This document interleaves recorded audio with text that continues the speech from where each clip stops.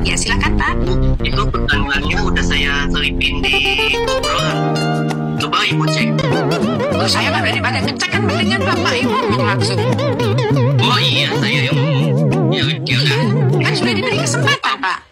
Oke. Jadi Bapak atau siswa dulu? Kalau saya siswa.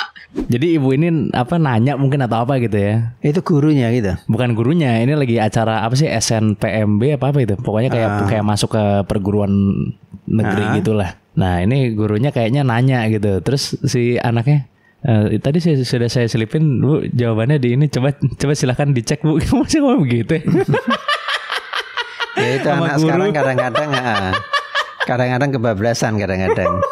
Ya kan? Itu memang pendidikan di keluarga penting juga ya. Bahwa orang tua itu harus mendidik anak menghormati orang lain. Masalahnya dia bisa menjawab langsung ya. Lah iya tahu. Ngapain dia nyuruh kayak guru aja dulu kan apa? Makanya kan jadi Pak, tata keramanya kurang kan. Pak ini jawabannya apa? Coba kamu cek itu bukunya lagi. Padahal dia tinggal jawab. Nah ya, sudah saya selipin jawabannya. Maksudnya ditulis sama dia, diselipkan di mana gitu. Kesannya ayah kok dia sudah menjawab tertulis atau apa diselipin kemana itu tadi dia ada kata-kata gitu. Oh iya sudah mungkin. Lah ya, ya tapi jawabannya bisa diulang dengan mudah dengan dia gitu loh. Iya. Mengulang pun juga tidak ada masalah buat dia harusnya kan. Iya. Ya jadi memang itu pendidikan moral itu di rumah itu penting. Orang tua harus memberitahu kepada anaknya. Kalau bicara sama orang tua, orang yang lebih tua harus bagaimana. Kalau bicara dengan guru itu harus bagaimana gitu loh. Bicara dengan orang tuanya sendiri juga harus bagaimana. Kadang-kadang anak-anak kan memang, anak sekarang kan banyak yang sama orang tua juga tidak menghormati kalau bicara gitu kan.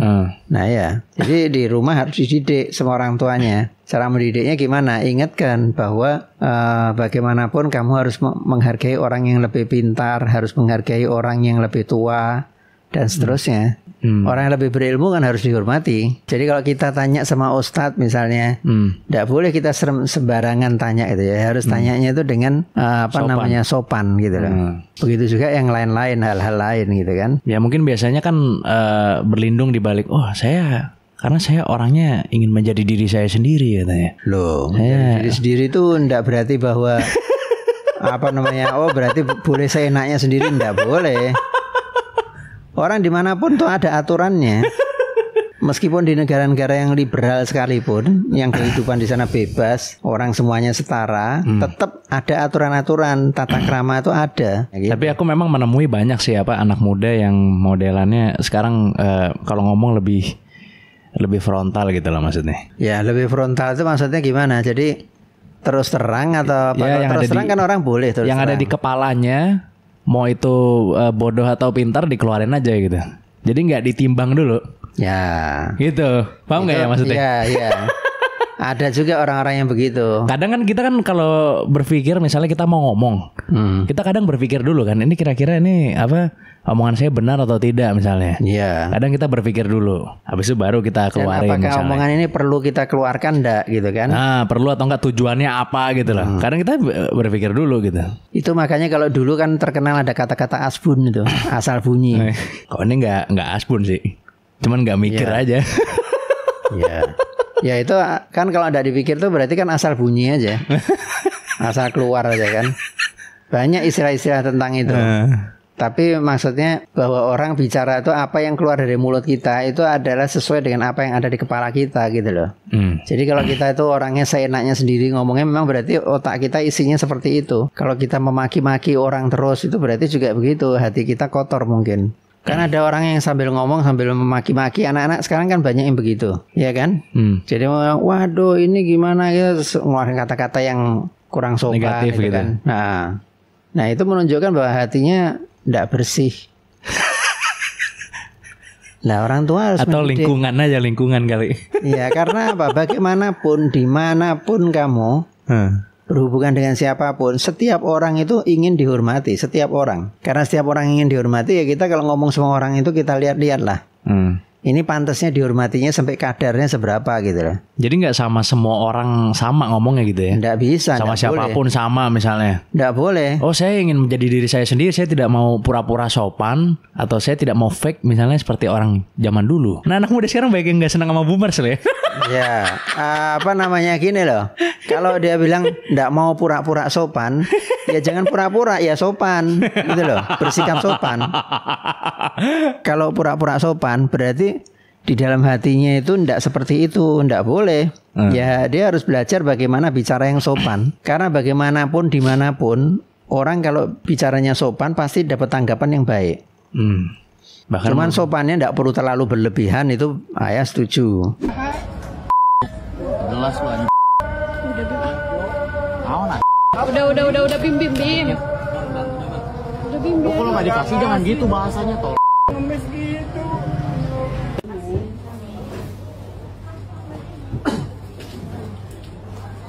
Jadi pengemis ini tuh marah-marah gitu ya karena nggak dikasih duit awalnya ya kan. Gimana kita memperlakukan pengemis ini ya? Maksudnya kalau misalnya kita kasih uang misalnya, ada beberapa mungkin yang merasa itu jadi sebuah kewajiban atau standar baik yang baru gitu. Kesannya kalau nggak ngasih uang, oh berarti Anda orang kikir berarti. Dasar lo pelit gitu. Padahal sebenarnya Anda yang malas, harusnya Anda bekerja gitu loh. Walaupun tidak semua orang bisa bekerja, aku paham lah. Tapi kan orang yang masih muda seperti yang tadi kan, Anda harusnya bisa bekerja, benar gak? Ya gini, kalau ayah terus terang tidak 100% setuju dengan cara berpikir seperti itu. Artinya gini, ada juga orang yang dia kuat bekerja, tapi dia mencari pekerjaan tidak dapat terus kemana-mana. Karena terlalu selektif mungkin. Ya tidak tahu, sebabnya bisa macam-macam. Bisa memang tidak dapat, memang tidak ada kerjaan. Mau tidak selektif pun tidak ada kerjaan. Ada orang yang begitu kan. Akhirnya dia terpaksa mengemis. Tapi kalau dijadikan profesi sama dia, jadi secara rutin dia terus-menerus mengemis, ya itu tidak boleh. Tidak boleh dibiasakan. Tapi kalau misalnya mungkin dia dalam keadaan kepepet, dia butuh untuk makan, ya tidak apa-apa, tidak ada salahnya gitu. Jadi kalau kita misalnya tidak mau ngasih, ya sudah, kita tolak dengan cara halus saja. Udah ini tadi. Nah ya, kalau dia misalnya halus, pengemisnya bilang apa itu tadi tuh. Ya itu wataknya dia, kita jangan balas, kita diem aja. Begitu. Karena iyalah, ngadepin orang gitu buat apa kita balas? Kalau dia terus pas dibalas, enggak pas dibalas dia langsung apa dasar lu ini orang pengemis dikatain, pengemis malah dikatain, playing victim nih pengemis. Berasa jadi korban dia. Ya kita sebagai orang yang waras ya, itu kan orang tidak waras tuh begitu kan. Sebagai orang yang waras ya kita diemin aja lah. Pokoknya saya tidak mau kasih kamu gitu aja sudah. Jangan ikut berdebat sama dia, nanti nilai kita turun di hadapan orang-orang gitu loh. Perkembangan masyarakat ini memang macam-macam aja, ada aja yang aneh-aneh gitu kan. Selalu ada yang baru gitu ya. Kalau zaman dulu kan namanya pengemis itu takut ya kan. Pasti menundukkan kepala, tangannya yang diangkat ke atas itu kan. Zaman dulu begitu. Tapi sekarang kan ketok-ketok pintu minta uang gitu kan. Ya memang itu perubahan budaya yang terjadi di masyarakat. Karena apa? Karena dia merasa bahwa kalau tidak digitukan orang tidak ngasih sama saya gitu. Sementara saya butuh untuk makan. Nah yang harus bergerak untuk menertibkan itu ya otomatis dinas sosial. Iya harusnya ya. Dinas sosial yang harus menertibkan itu. Kalau dinas sosialnya tidak bergerak, dibiarin aja ya akan makin banyak orang berprofesi sebagai pengemis. Karena pengemis enak aja kok, dia tinggal jalan. Ya ini ayah menggunakan istilah enak aja di sini bukan berarti dibanding pekerjaan lain enak lah maksudnya. Iya, jadi kan ada juga orang pengemis yang hidupnya lebih bagus daripada pekerja-pekerja kelas bawah gitu. Banyak. Nah ya. Dan dia merasa bahwa enak juga kalau begini. Lebih baik ngemis daripada saya bekerja gitu kan. Ada orang yang begitu. Iya ada. Mengantisipasi hal-hal seperti ini ya kita jangan ikut-ikutan berbantah-bantahan sama dia. Tapi memang contohnya seperti apa ya? Seperti ya kayak pengemis ini misalnya, dia pasti merasa orang biasanya ngasih kok Anda nggak ngasih, makanya dia ngatain kan. Iya. Karena itu udah jadi sebuah kebiasaan yang tadinya nggak ngasih itu wajar, jadi jahat orang yang ngasih. Iya. Itu yang aku takutin sih sebenarnya sih. Iya. Biasanya di masyarakat kita kadang-kadang suka lebay. Ada orang satu yang butuh ditolong, tiba-tiba sak negara semua urunan ngasih uang sama dia sehingga tiba-tiba dia jadi banyak duit. Akhirnya yang lainnya mencari-cari cara untuk menarik perhatian supaya dia juga dapat uang dengan mudah gitu. Ada orang-orang yang begitu kan. Soalnya contoh begini nih, ini contoh nih ya. Misalnya kita ke Indomaret cuman beli minum doang misalnya gitu. Tapi wah kita nggak bawa uang cash lagi. Di Indomaret tersebut juga nggak ada ATM misalnya ya kan. Tukang parkir udah menunggu di depan gitu kan. Akhirnya kita terpaksa harus minta maaf sama tukang parkir karena tidak bisa memberikan uang gitu. Itu menurut saya itu udah berubah itu standar hidup dari dulu sampai sekarang. Ya kita nggak akan bahas juru parkir lagi lah. Nanti balik lagi kayak dulu lagi bahas. Standarnya itu berbeda maksudnya ya. Standarnya jadi lain gitu maksudnya. Kita jadi harus minta maaf. Kadang minta maaf dianya coba. Padahal dia tidak ada hak itu ya padahal. Iya tapi kalau kita gitu terus kita minta maaf dia marah-marah ya biarin aja, itu memang kelasnya dia di situ. Kelas kita enggak di situ. Kok bisa-bisa kita harus minta maaf ke orang yang seharusnya tidak kita bayar? Ya memang. Ya tapi ya itu tadi kan. Jadi akhirnya kan kita kadang-kadang menemui orang yang memang menghinakan dirinya di depan kita. Ya kita jangan ikut-ikutan menjadi orang yang hina juga. Biarin aja. Kita kelasnya beda dengan dia gitu kan. Artinya kita tahu bagaimana cara memperlakukan orang lain, dia tidak tahu. Ya sudah. Hai semua, karena banyak yang pro kontra sama bioskop mini aku yang menarik tarif 3.000 per anak. Dan banyak yang bilang kalau buka bioskop ini di rumah itu ilegal dan tidak boleh dikomersialkan karena melanggar hak cipta. Jadi aku memutuskan untuk tidak lagi menarik tarif di bioskop mini aku. Sebelumnya aku sangat berterima kasih kepada kalian yang sudah mengingatkan kalau menarik tarif atau mengambil keuntungan dari bioskop ini itu tidak boleh. Jadi mulai besok aku merubah akad untuk tidak lagi menarik bioskop mini seharga Rp3.000. Jadi, bioskop ini aku gratiskan dengan syarat gantinya kalian membeli karya tanda tanganku ini seharga Rp3.000. Jadi gitu ya. Bioskop ini gratis dengan syarat kalian membeli karya tanda tanganku seharga Rp3.000.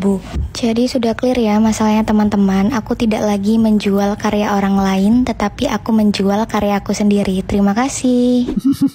Pinter dia. Pinter nipu maksudnya.